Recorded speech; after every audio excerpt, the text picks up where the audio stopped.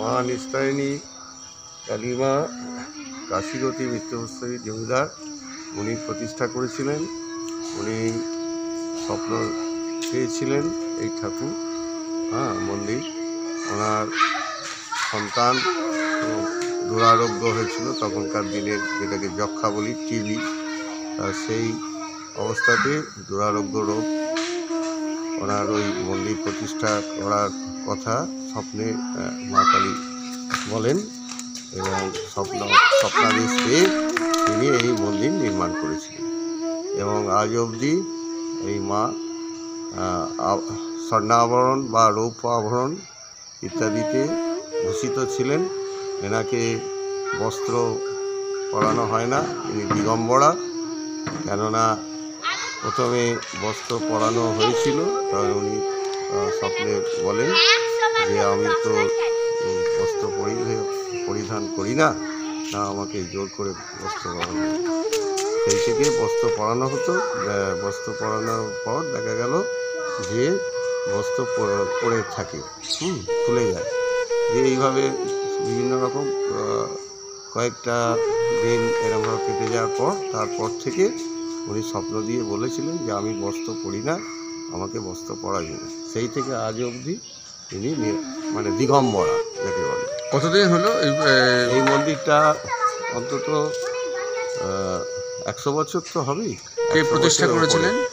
কাশীগতি মিত্রমস্তাবী। আচ্ছা, আপনার নাম? আমার নাম হচ্ছে রমেন্দ্র মুখোপাধ্যায়। আচ্ছা, আপনি মিত্রমস্তাবী বাড়ির কেউ, মানে সেই বাড়ির নয়? হ্যাঁ, আমি মিত্রমস্তাবী বাড়ির পুরোহিত হিসেবে, মানে এই মন্দিরের পুরোহিত। ওনারা রেখেছেন, আমার পূর্বপুরুষ করে গেছি।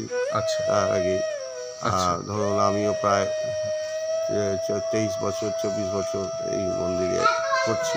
আচ্ছা, তার আগে বাবা করেছেন এবং অনেক স্বনামধন্য পুরোহিতরা এসেও পুজো করেছেন।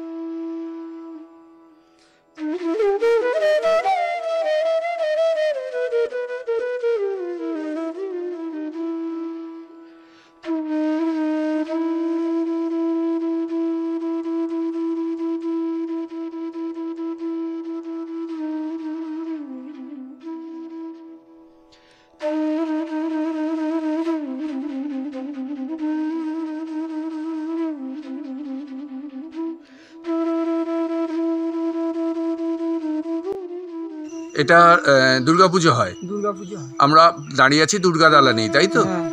আচ্ছা, এই কতদিনকার দুর্গাপুজো এটা? এটা আগে যেটা হয়েছে, মানে আজ থেকে 200 বছর আগে। ও, এখনো পুজো হয়? আমি এখনো 32 বছর 33 বছর করছি। আপনি করছেন? হ্যাঁ। আচ্ছা, দুর্গাপুজোর ছাড়া আর কি কি পুজো হয়? লক্ষ্মী পুজো, সরস্বতী পুজো এখানেই হয়? এখানেই। আচ্ছা, আপনার নাম?